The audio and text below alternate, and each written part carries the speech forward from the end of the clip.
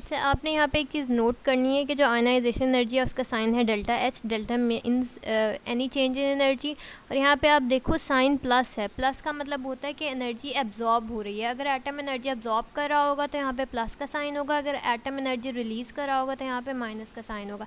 That means ionisation energy is energy which is absorb by the atom, so here is the plus sign. अच्छा, next we will move on to the trends. Trend का आपको मैंने last time बता दिया था कि क्या होते हैं। अब फर्स्टली हम लोग देख लेते हैं in the period from left to right.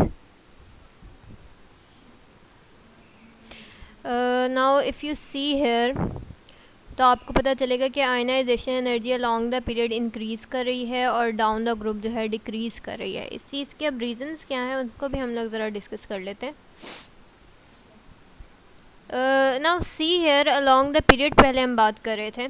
अब अलॉन्ग द पीरियड क्या हो रहा है, आप देखो कि जो लास्ट शेल में इलेक्ट्रॉन्स है वो इंक्रीज़ होते जा रहे हैं। हमने पढ़ा था प्रीवियस लेक्चर में कि शील्डिंग इफेक्ट सेम रहेगा, लेकिन जो लास्ट इलेक्ट्रॉन्स हैं, लास्ट वैलेंस शेल में जो इलेक्ट्रॉन है वो बढ़ जाएंगे।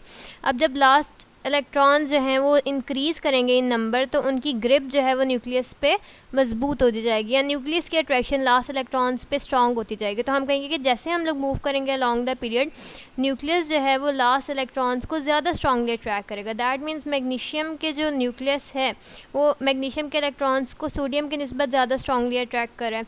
एल्यूमिनियम के इलेक्ट्रॉन्स मैग्नीशियम की निस्बत ज़्यादा स्ट्रॉन्गली अट्रैक्ट हो रहे हैं। सिलिकॉन के वैलेंस इलेक्ट्रॉन एल्यूमिनियम की निस्बत ज़्यादा स्ट्रॉन्गली अट्रैक्ट हो रहे हैं, एंड सो ऑन।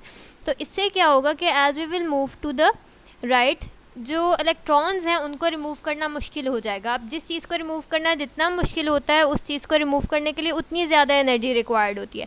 इसका मतलब है कि हमें सबसे कम अमाउंट ऑफ एनर्जी जो रिक्वायर्ड होगी, या सबसे कम आयनाइजेशन एनर्जी जो रिक्वायर्ड होगी to remove the valence electron, वो हमें सोडियम में रिक्वायर्ड होगी। और जो हमें सबसे ज़्यादा आयनाइजेशन एनर्जी रिक्वायर्ड होगी अगर हम लोगों ने रिमूव करना है electron from the atoms which are on the right side of the periodic table, तो हमें ज़्यादा आयनाइजेशन एनर्जी रिक्वायर्ड होगी। So we will say that as we are moving from left to right in a periodic table due to increase in the attraction of nucleus on the outermost electron, which is also called as effective nuclear charge, ionization energy is increasing.